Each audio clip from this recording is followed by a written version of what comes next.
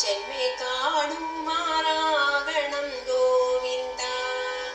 അഴി തന്നിൽ മുഴുകിയ വേദത്തെ വീഴുവാനൊരു മീനായി ചെന്നുടൻ ഏഴു സാഗരം ചൂഴേ നിന്നിടുന്ന വേഷമമ്പൊടു കാണണം ഗോവിന്ദ.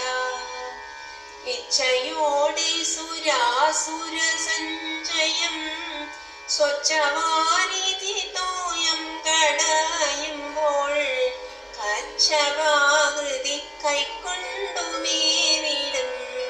വിശ്വവ്യാപിയെ കാണുമാറാകണം.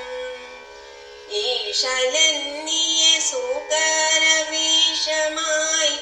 ദേശിച്ചിടും ഹിരണ്യാക്ഷനെ കൊന്നു ധാത്രിചക്രത്തെ വീണ്ടുകൊണ്ടെന്നൊരു ഗാത്രമമ്പൊടു കാണണം ഗോവിന്ദ. ഉഗ്രനായ ഹിരണ്യകശിപുവേ നിഗ്രഹിച്ച നരസിംഹമൂർത്തിയെ അഗ്രേ പ്രഹ്ലാദ സേവീതനായിട്ടു വിഘ്നം കൂടാതെ